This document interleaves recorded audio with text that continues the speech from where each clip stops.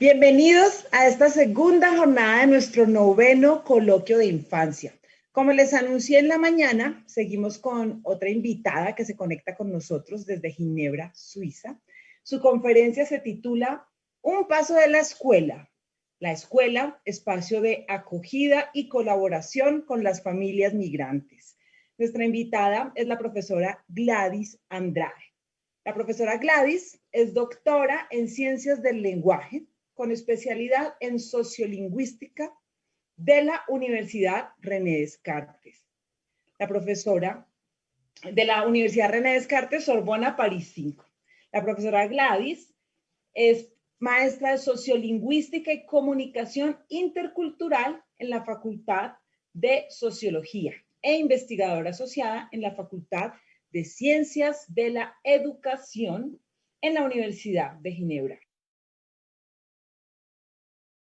Música, relatos de vida y pensar lo cotidiano.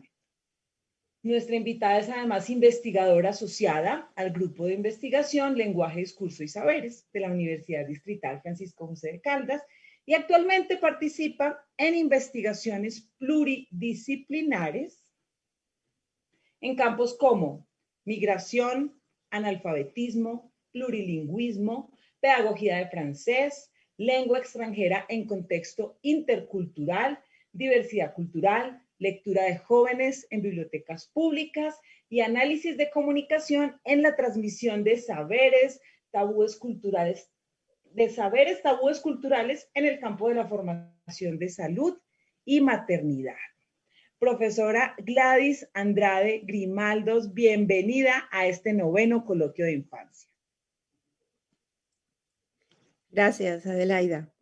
Bueno, para empezar, tengo que empezar por agradecer la invitación que me han hecho. No es la primera vez que intervengo en la Universidad Distrital y mi mayor agradecimiento es a la profesora y doctora Floralba Santamaría, quienes somos, con quien tenemos una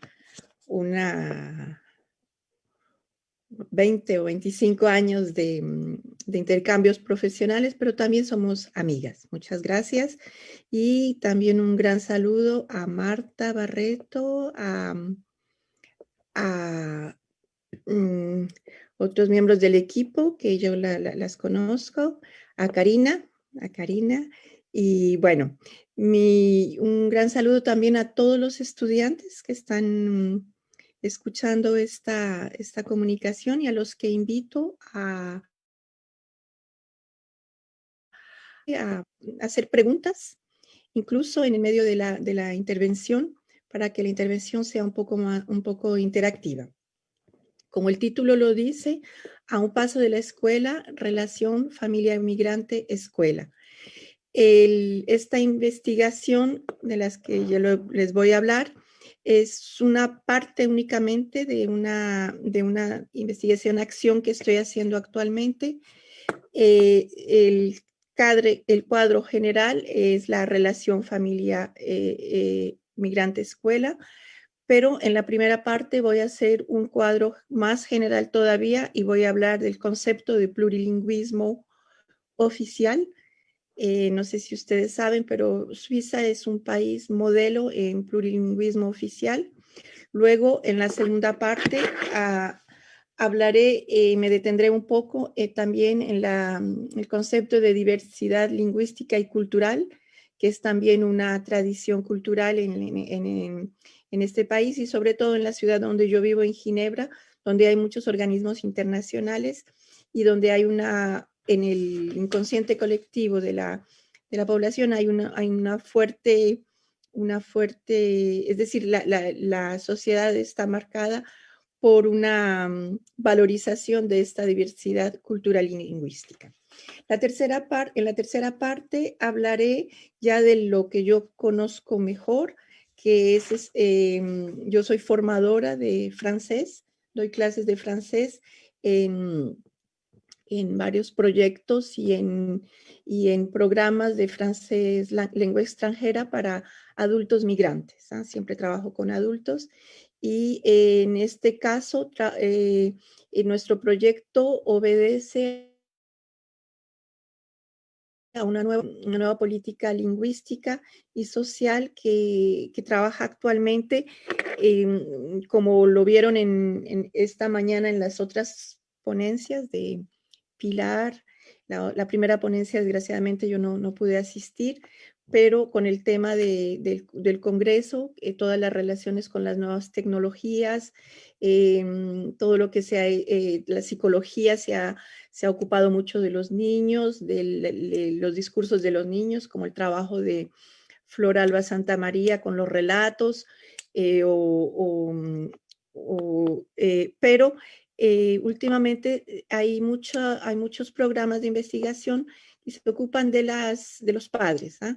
Tratar de incluir, porque con estos cambios que han habido en la sociedad, los padres en esta relación con la escuela están muy desplazados y no están un poco perdidos, es decir, que los saberes, el aprendizaje, que era un poco el monopolio del colegio y de las universidades, ya no es un monopolio, ¿eh? Cambiamos a una era diferente y los niños aprenden en otros lugares, en internet, en otros espacios, y entonces la sociedad está un poco cambiada y se trata en este programa de darle un cierto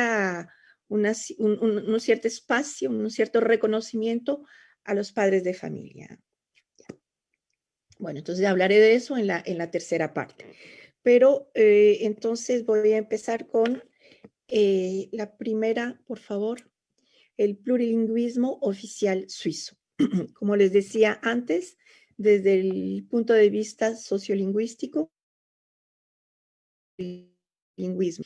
¿Qué quiere decir un plurilingüismo? Plurilingüismo quiere decir el hecho de que hayan más de una lengua, más de dos lenguas, en todo caso, reconocidas del punto de vista oficial, estatal. La mayoría de los países tienen una o dos lenguas. Muchos países son monolingües desde el punto de vista del plurilingüismo oficial, como Francia, por ejemplo. En España hay un reconocimiento de algunas lenguas regionales, y en España las políticas lingüísticas han sido menos estrictas que, por ejemplo, en Francia, que hicieron desaparecer completamente las lenguas regionales. En ese caso, el plurilingüismo oficial es lo contrario también del plurilingüismo in vivo, y en esto tomo el concepto de Louis-Jean Calvet, que aquí les pongo dos referencias, que es uno de los especialistas en el mundo que ha trabajado sobre el plurilingüismo en África, en Asia, en Europa, y sobre todo las enseñanzas y los estudios de Louis-Jean Calvet están en un plano más bien macro, es decir, son las políticas lingüísticas. ¿Ah? No hablamos una lengua porque decidimos hablar una lengua. ¿Ah? Siempre, si uno pregunta por qué hablo la lengua que yo hablo, no lo decidieron únicamente nuestros papás, es todos unos conocimientos que es muy interesante de saber, por ejemplo, por qué hablamos la lengua que hablamos o por qué no hablamos otras lenguas, ¿no? En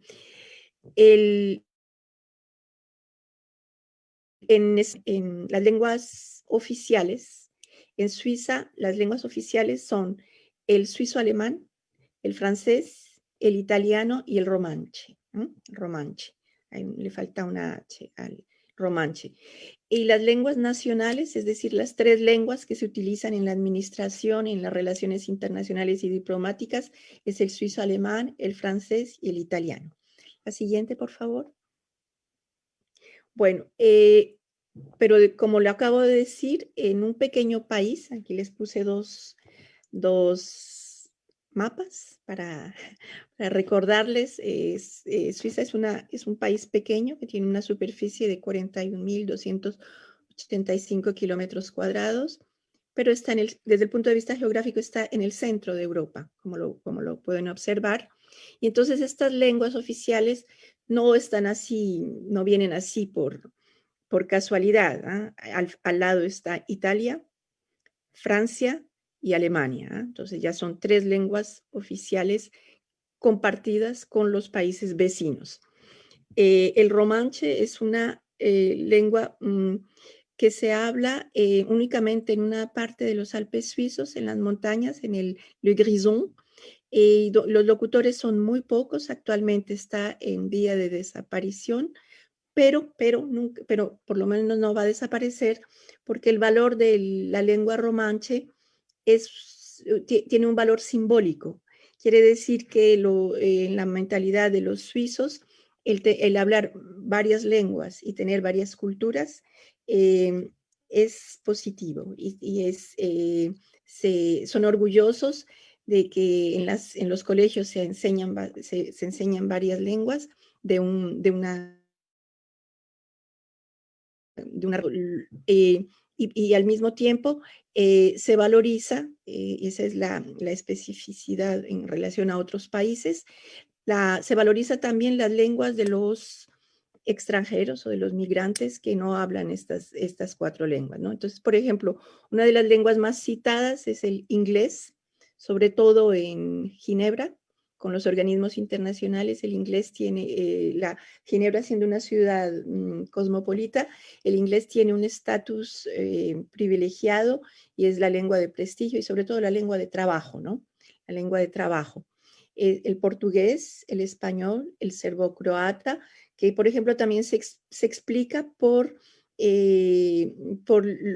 los países que están cerca, ¿no? Los países del este, por ejemplo, hay gente que viene de Kosovo, Serbia, Bosnia, Herzegovina, entonces hablan esta lengua que es el serbo-croata. Estas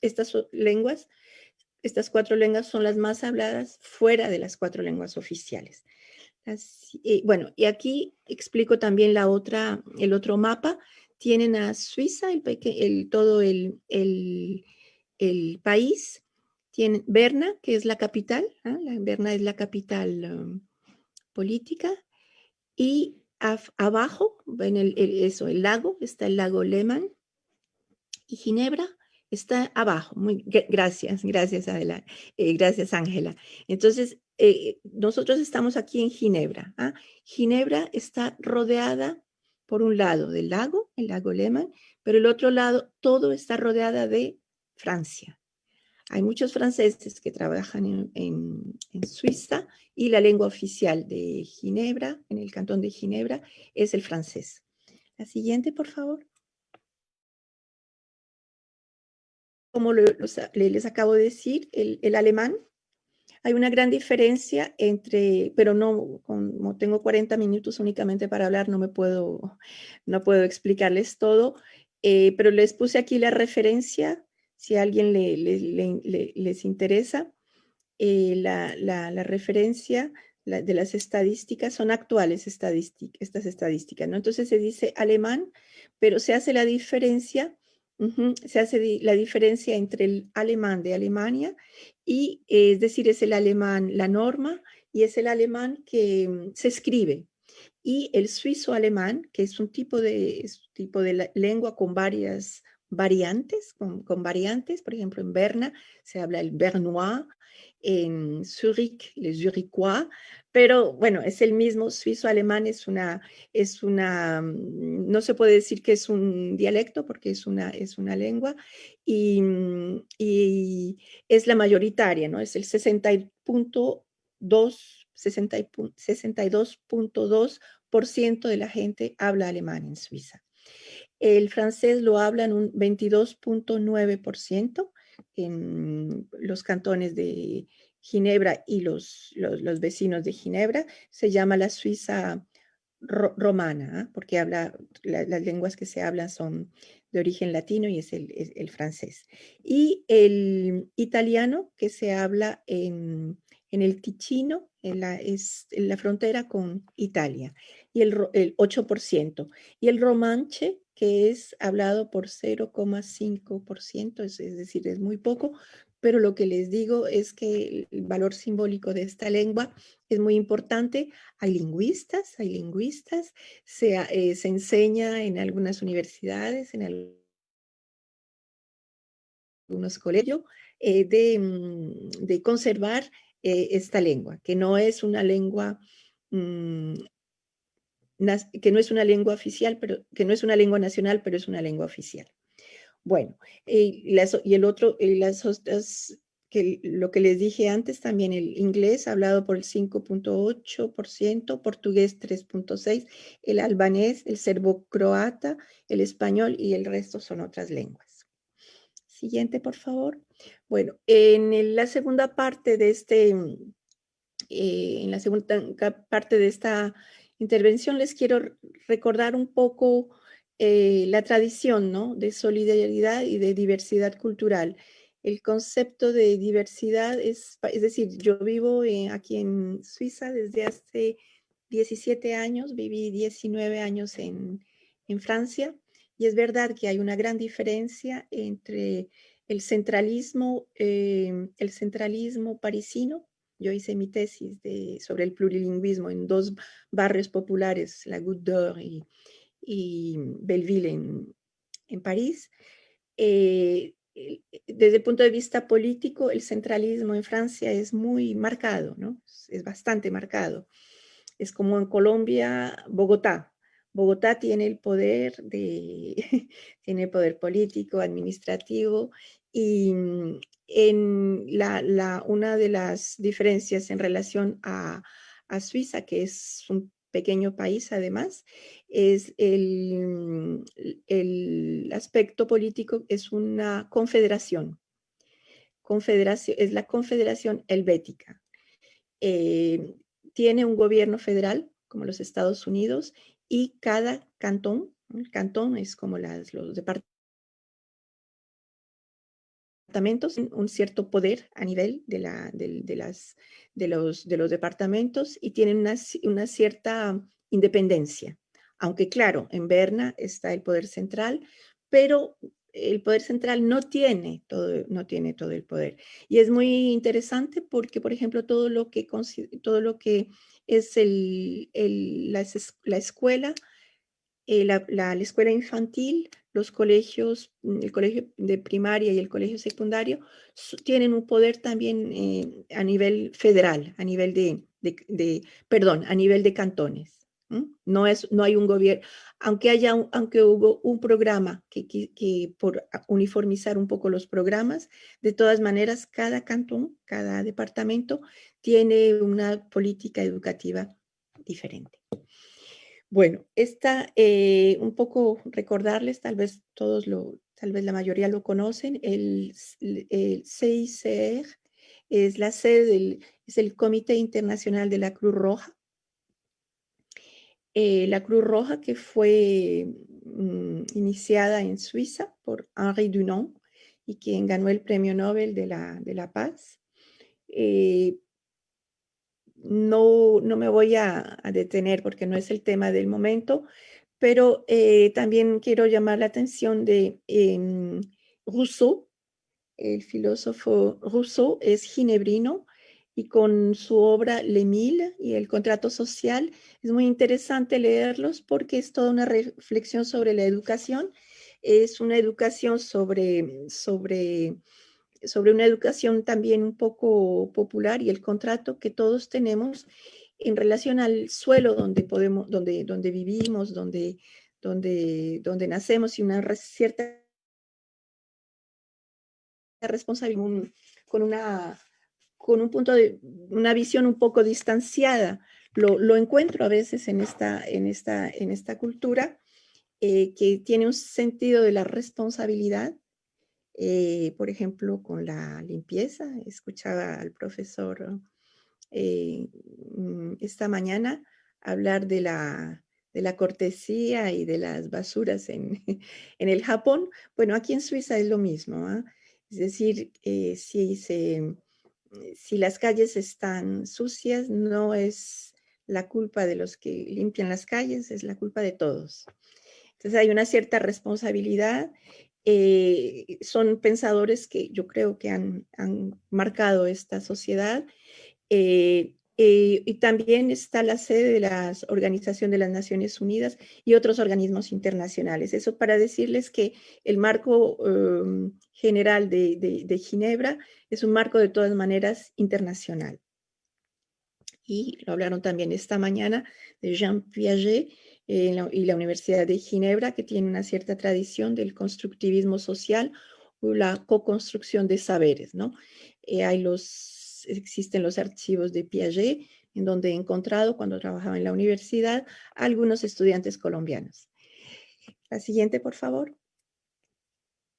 Bueno, en general, la escuela infantil es gratuita.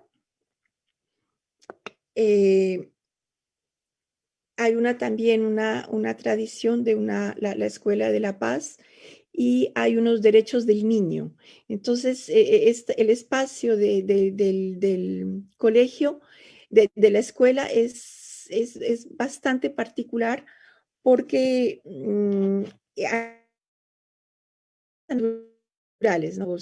Los profesores o toda la institución a veces es bastante protectora de los niños y allí es donde se empiezan a veces las diferencias con algunas culturas, por ejemplo, que no pueden entender que, por ejemplo, a los 12, 13 años, los niños tengan ya que hacer que escoger más o menos la filial profesional o de disciplinas en las que se van a inscribir. En relación a otros países o en relación, por ejemplo, a Colombia, lo hacen muy temprano, pero es una influencia también de la cultura alemana. El colegio alemán también es así, con el desarrollo industrial en esta cultura. Se ha desarrollado mucho una educación profesional, ¿no? Que está focalizada en la práctica, en la práctica, y entonces en ese sentido también hay un modelo de educación. Yo hace 3 años, me acuerdo, o un poco más, Barack Obama vino a observar algunas escuelas y es el orgullo de los suizos, el sistema de aprendizaje, ¿no? Entonces, los niños van a partir de los 12, 13 años, pueden escoger, por ejemplo, ser fontaneros o ser cortadores de madera o algo así, y son formados en alternancia de una manera teórica, pero también muy, muy práctica, y empiezan a ganar dinero poco, pero es una manera también de responsabilizarlos en una edad muy, muy temprana, de 14, 15 años. A veces algunos ya saben lo que van a hacer y ya empiezan a trabajar. Ahí no tengo el porcentaje exacto en este momento, no.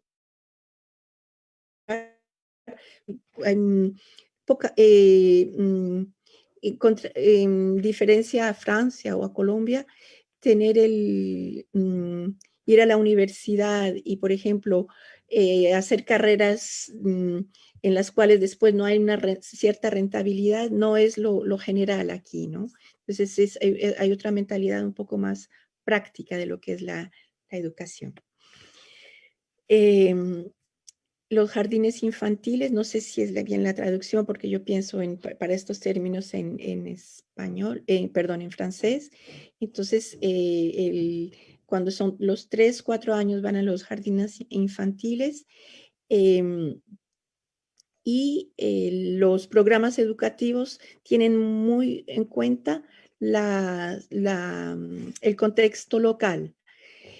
Por ejemplo, lo veía en este momento que hay la pandemia, veía que, por ejemplo, ahí también se toman medidas de seguridad, medidas sanitarias en relación si están en el campo o si están en la ciudad. Entonces se hace muy bien la diferencia, qué medidas de seguridad, por ejemplo, o educativas se pueden hacer en relación al contexto local, al que yo me voy a referir más tarde en la tercera parte. Es en el cantón de Ginebra, donde hay 45 comunas o ciudades pequeñas, y se hace la diferencia entre Ginebra, el cantón, el departamento, y Ginebra, solo la ciudad. Siguiente, por favor. Bueno, ¿cómo empecé yo a estudiar esta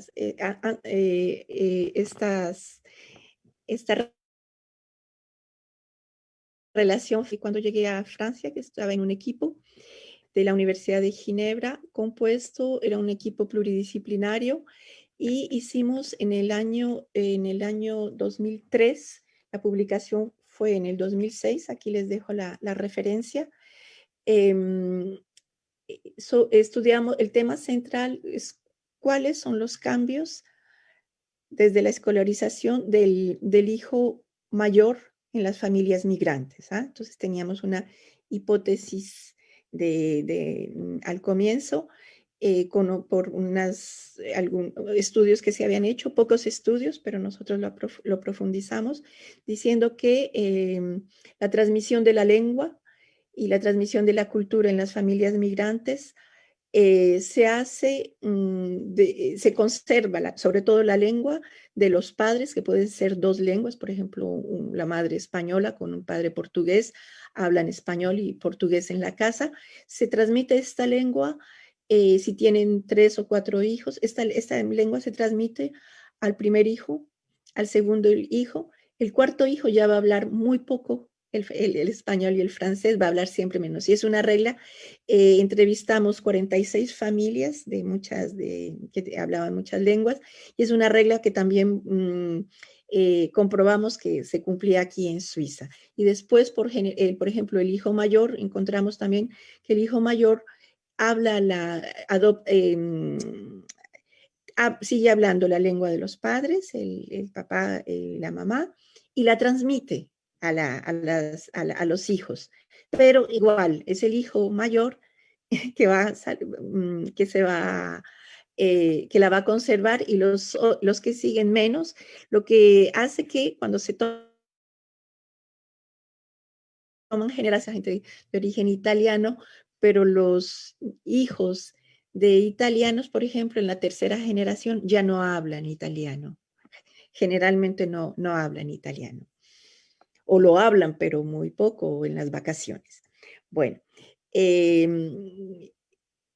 esta investigación se inscribía también en una investigación todavía a nivel un poco macro de la profesora Christiane Pergaud, que es una referencia en este tipo de pedagogía, ¿no? Y uno de los grandes programas es el L'Éveil aux Langues.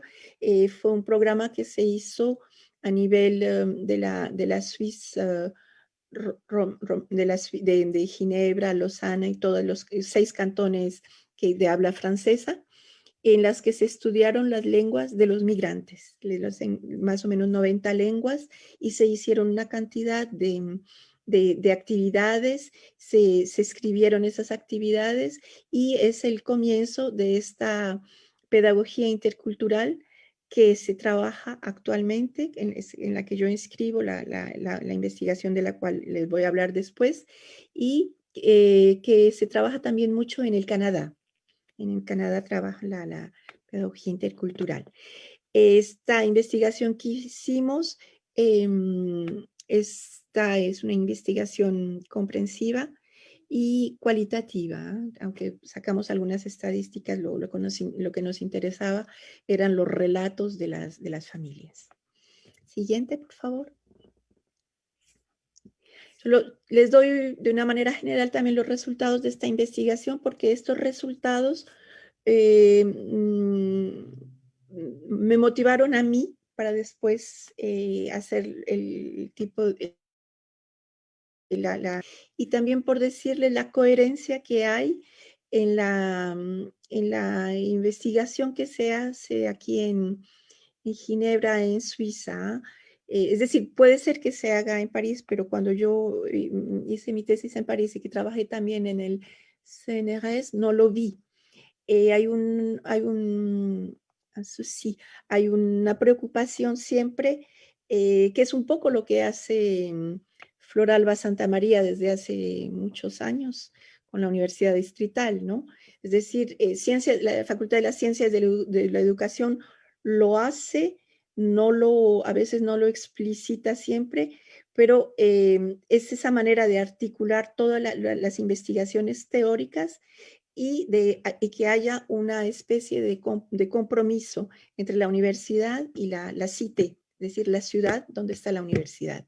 Tratar de hacer beneficiar a la población de las investigaciones que se hacen. En este sentido, yo creo que hay mucha coherencia y es la gran diferencia en relación a otros países europeos. Hola, uno de los resultados desde el punto de vista lingüístico que encontramos, el hijo mayor, como yo les dije, conserva la lengua o la lengua de sus padres. Su escolarización en ciertas familias cambia las relaciones intrafamiliares, ¿no? Se cambia completamente, se le da mucho poder al niño, porque él tiene muchos conocimientos. Por ejemplo, en familias aisladas en las que no se habla el francés, al interior de la familia, él termina haciendo muchas actividades como secretario, traductor, es el que hace las compras, el que ayuda a los hermanos, el que va a las reuniones en el colegio, es decir, el hermano mayor ya sabe todo un poco más sobre la psicología del hermano mayor, pero es el que toma la carga un poco educativa de los otros hermanos. Y nosotros también lo encontramos en estas 45 familias que entrevistamos. En el mundo que cambia, fue una de las conclusiones también con la diversidad cultural y lingüística, los migrantes tienen que adaptarse a la escuela, pero no deben asimilarse. Y entonces en ese sentido yo encuentro que la investigación en ciencias de la educación, siguiendo la tradición del co-construcción, es el colegio que tiene que adaptarse a la población muy diversa en lenguas y en culturas. Las entrevistas cuestionaban también la enseñanza tradicional y la falta de conocimientos de diversas culturas y lenguas habladas en familia y en la vida cotidiana. Y incluso los alfabetos, ¿no? Entonces, todos estos programas de la ciencias de la educación es un conocimiento, pero es de los profesores, ¿ah? De los profesores, de los investigadores, para las culturas de los inmigrantes. Pensar las nuevas pedagogías interculturales a diversos niveles, ¿ah? Profesores, enseñantes primaria, secundaria, universidad, instituciones. Por ejemplo, hace un mes, por lo de la pandemia, estoy haciendo una formación sobre la norma suiza para enseñar el francés lengua extranjera. Y me enteré, no lo sabía, que en el cantón de Vaud, en Lausanne,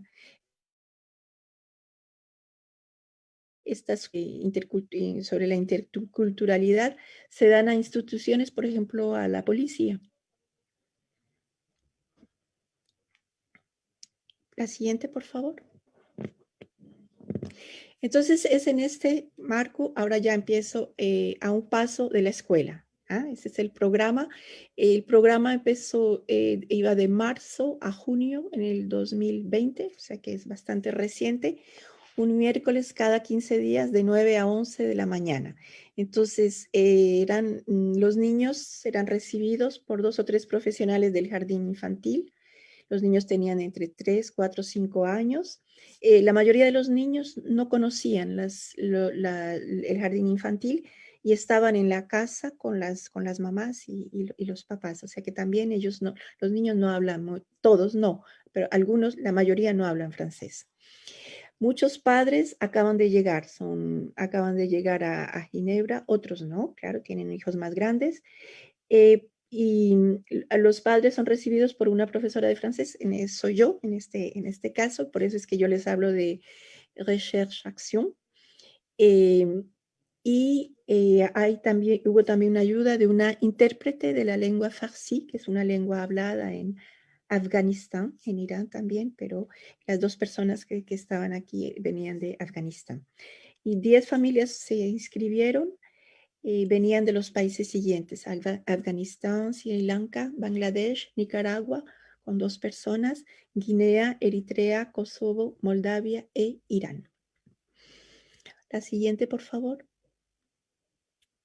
Entonces, el primer, perdón, y aquí cometí un error, no es el primer balance, no el primer bilan es en francés. Las familias no conocen la escuela, no conocen los rituales, no conocen la institución en general, los valores, por ejemplo, la puntualidad en Suiza, que no es una caricatura, la puntualidad es un valor real que para trabajar en Suiza, si no se es puntual, es muy difícil, no, es muy difícil hacerlo. No conoce los anexos de la escuela, las partes de la escuela, y entonces con ese primer balance que yo hice cuando acogimos en marzo las familias, yo construí hice un material pedagógico que después les voy a mostrar y, y fue con base en el grupo, ¿no? Era en un grupo local, en el grupo de las personas de los países que les acabo de citar. La comunicación con algunos de ellos era muy difícil, no con todos, pero con la mayoría de las familias que acababan de llegar sobre todo, y el francés oral y escrito fue el principal obstáculo. Entonces, yo, por ejemplo, ahí comprobé que la hipótesis del programa era como un poco elevada, ¿no? La hipótesis decía que se iba a acoger a los padres para que ellos le ayuden al niño a hacer la mejor entrada posible en el colegio, en la escuela infantil. Y lo hacíamos de marzo a junio para que el niño entre en septiembre del 20, es decir, este año. ¿No? Entonces, había como, es decir, desde mi punto de vista de francés, de lengua extranjera, había como una especie de abismo entre lo que se estaba programando, que son, ya después les voy a explicar, en lo que se esperaba y lo que se podía obtener de estos padres que no hablan la lengua, que no hablan la base del francés. Pero, y eso es muy importante de decirlo y por eso me inscribo yo en este tipo de pedagogía, hay una voluntad recíproca.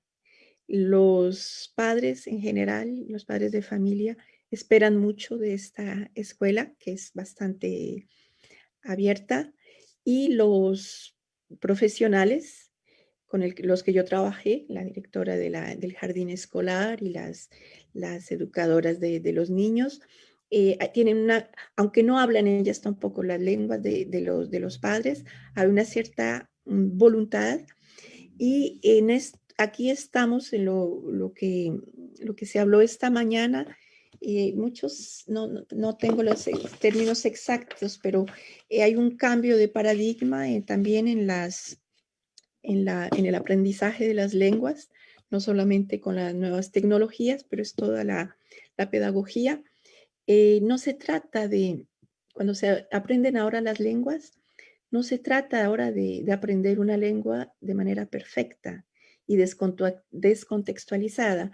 Se trata más bien de aprender una competencia y los didácticos y los de la pedagogía hablan de adquirir una competencia comunicativa, una competencia comunicativa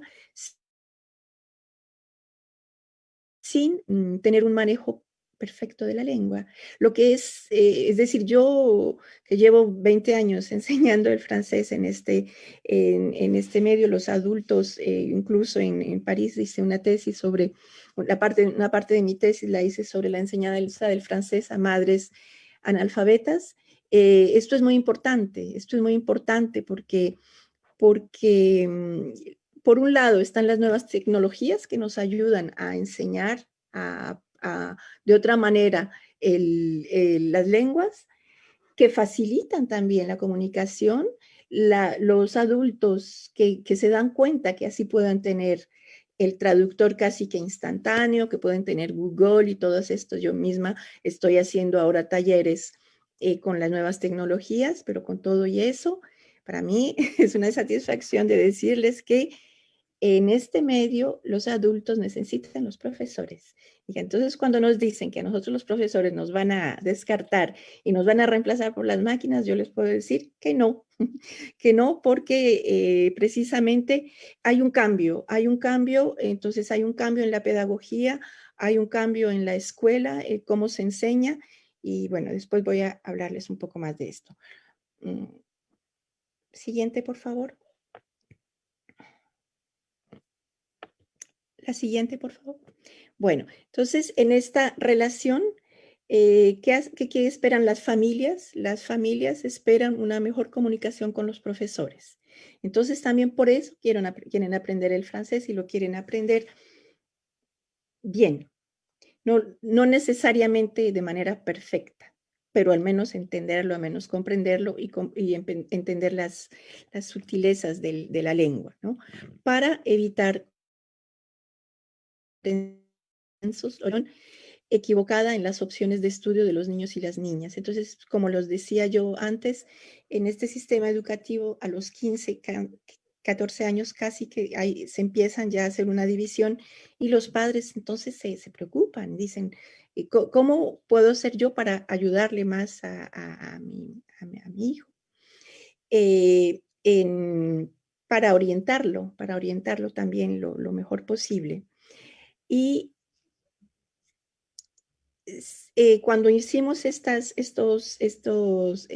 sesiones, que desgraciadamente, y les voy a hablar eso después, estuvieron interrumpidas por la situación de la pandemia, y cuando Floralba me pidió que hiciera esta intervención, yo le dije, yo puedo compartir con ustedes los primeros balances de esta investigación-acción, es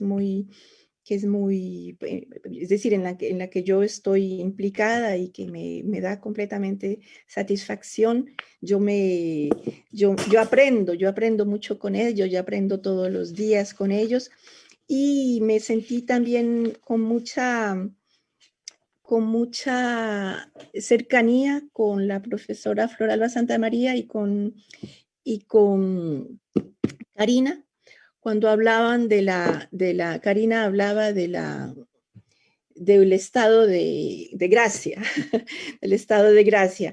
Yo o Floralba, cuando habla con los relatos, que como la construcción de los niños, la escucha que ellas tienen con los niños, ¿no? Yo este tipo de comunicación y la escucha y lo que yo he aprendido, porque yo he aprendido mucho en estas clases, he aprendido a escuchar, he aprendido a escuchar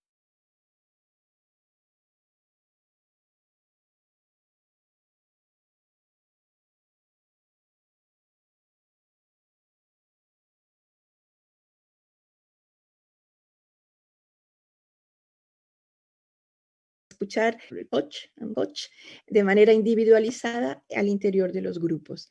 De manera que lo que yo descubrí y que, bueno, escuchando las maravillas que hace Pilar Casa esta mañana, porque no es la primera vez, Floralba me ha hablado mucho de sus estudios, he leído un poco lo que ustedes han publicado, pero no es la primera vez que aprecio, que puedo verla.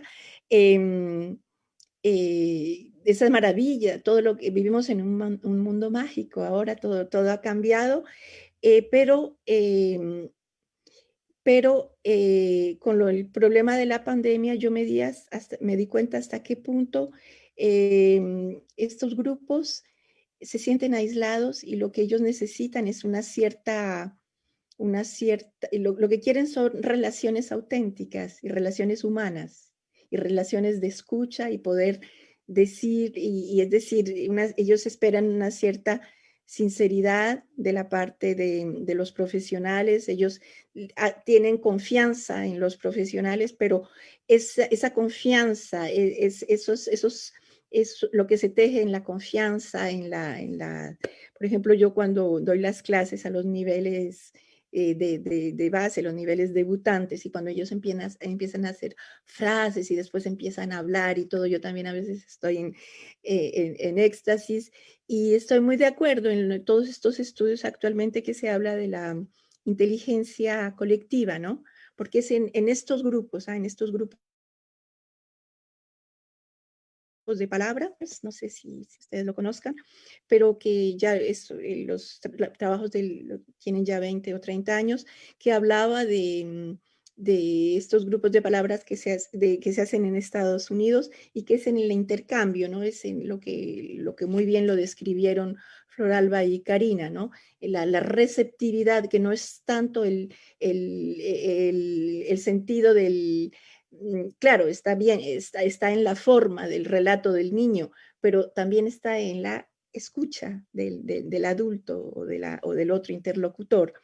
Y, y Carl Rogers habla de esto, de la necesidad que tiene el ser humano de tener un interlocutor, de estar en un grupo, pero en un grupo donde haya relaciones auténticas y humanas. Mm, eh, yo llamé por teléfono porque como también estábamos confinados, aunque aquí nunca ha habido un confinamiento estricto, pero yo hice un contacto por teléfono y tuvimos 2 seancias en septiembre, cuando ya entraron los niños al colegio. La gente quería romper este aislamiento, ¿no? Esta soledad en la que se encuentran. Y desde ese punto de vista, yo pienso que estos grupos son de una riqueza desde el punto de vista cultural, lingüístico, pero también humano. La siguiente, por favor. Profesora Gladys, nos Sí, quedan 2 minutos. 2 minutos y no puedo pasar, ¿no? No. Bueno, Tratemos de...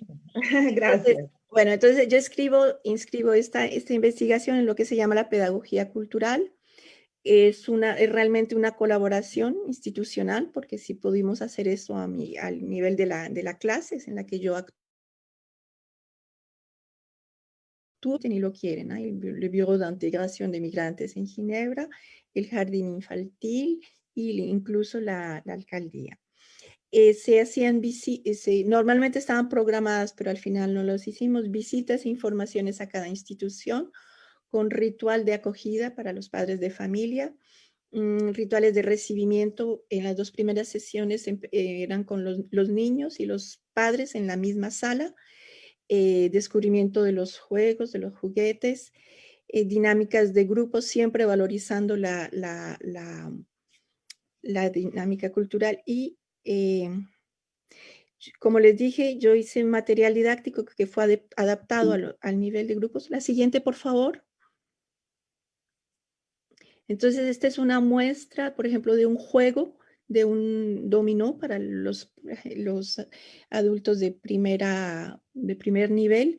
Ustedes tienen, aquí está la enfermería escolar, la sala de clases, portemanteau, el patio de la recreación, el corredor, la sala de la siesta para los niños, el portal de la escuela, la sala de juegos. Son palabras mínimas, es decir, es el vocabulario de base del colegio, y fue eso lo que yo compartí para que hasta la persona que acababa de llegar, por ejemplo, saliera con 8 o 10 palabras bien pronunciadas, que entendieran y que supieran que sus niños están en estos espacios, ¿no? Entonces lo hice yo para las partes del colegio, pero también las instituciones anexas al colegio, pero no tengo tiempo de decirles hoy. La siguiente, por favor.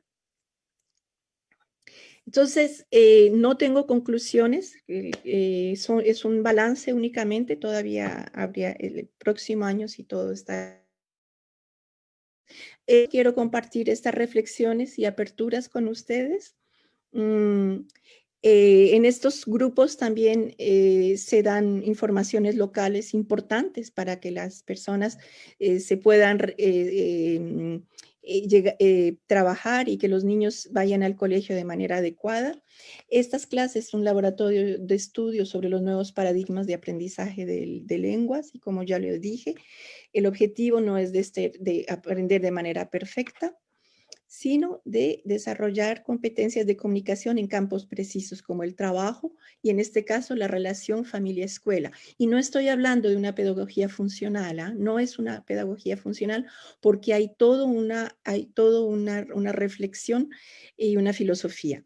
Desde el punto de vista didáctico y aprovechar las nuevas tecnologías, la elaboración de material local, funcional, pero con un acompañamiento de valorización, es lo que acabo de decir, creación de espacios y formación para enseñar las ventajas de esta pedagogía. Por ejemplo, yo pienso, yo nací en Colombia y nací en Popayán, entonces pienso, por ejemplo, cómo, por ejemplo, en el Cauca, las lenguas, el guambiano, que es la lengua de los indígenas de Guambía, no se conocen los valores que transmiten estas lenguas, ¿no? Y podría ser una reflexión que se puede unir a las lenguas indígenas en Colombia. Muchas gracias. Siguiente, por favor. Gracias por su tiempo, atención y escucha. Y bueno, les dijo, ya termino. Muchas gracias. Muchas